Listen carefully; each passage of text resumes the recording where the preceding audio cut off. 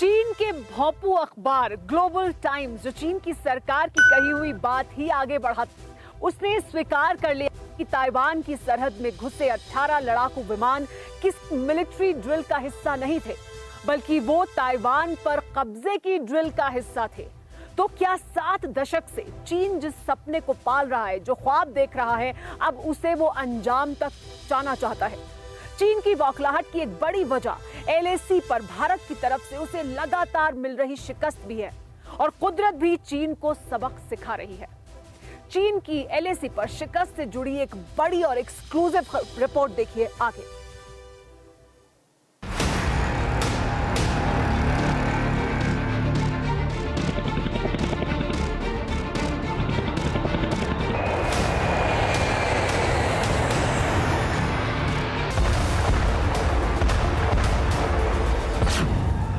देश की सरहद पर हमारे परवाजों की ये गर्जना, जहां दुश्मनों के सिर पर बारूद बरसने का इशारा है, वहीं 130 करोड़ हिंदुस्तानियों को ये भरोसा है कि सरहद की निगहबानी देश के उन शूरवीरों के हाथ में है।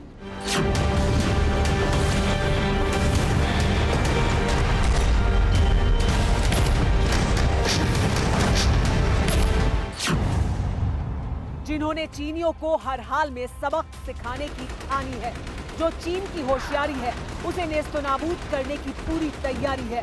पिछले 6 महीने के दौरान लद्दाख में चीन की करतूतों को सिलसिलेवार तरीके से समझिए।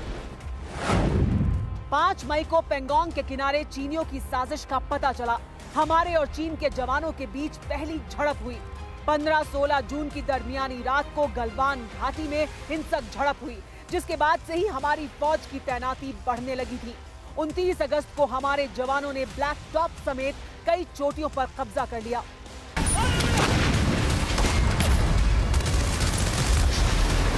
यानी लद्दाख में तनातनी को करीब 5 महीने हो चुके हैं। मई की गर्मी के बाद जुलाई की बरसात भी बीत गई और अब बर्फीली सर्दी का दौर शुरू होने वाला है। चीनियों को इस बात का एहसास न था कि माओ के वारिसों की करतूतों का सिरा इतना लंबा खींचेगा, लेकिन अब चीनियों को चित करने के लिए बर्फीले रेगिस्तान में सेना इस बार 2 मोर्चों पर जंग लड़ने के लिए तैयार है।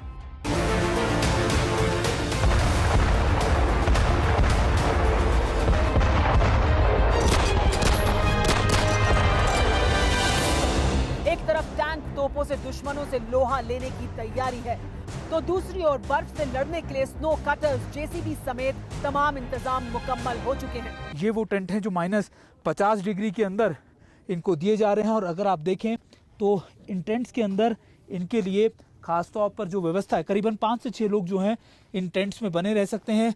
और इन टेंट्स की खासियत यही है कि ये इन टेंट्स को आगे की लोकेशंस पर फॉरवर्ड किया जा रहा है। अभी देख रहे हैं आप ट्रक, उस ट्रक के अंदर लोडिंग की जाएगी। आईटीबीपी के जवानों को वहाँ से आगे भेजा जाएगा। 3 लेयर्स, ये भी आर्मी की तरह ही टेंट इनको दिए जा रहे हैं। ये जो कपड़े हैं उनके, अगर आप देखें, पूरा 3 to 4 लेयर्स रहता है, 3 लेयर्स रहता है। इसमें ग्लव्स हैं, इसमें इनके जो लोअर्स हैं, पैंट्स हैं या फिर ये शूज़ हैं, ये सारी तैयारियाँ हाई एल्टीट्यूड वॉरफेयर के लिए की जा रही हैं, और -50 डिग्री से ज़्यादा का टेम्परेचर झेल सकती हैं।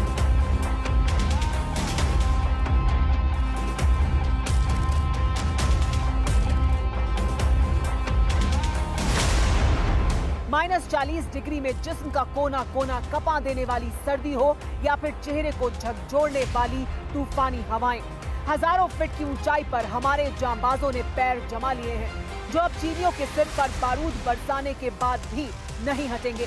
वहीं चमगादड़खोर चीनियों की हालत अभी से खराब होने लगी है। अड़ी सोमवार से शुक्रवार शाम 6 बजे सिर्फ TV9 भारतवर्ष पर।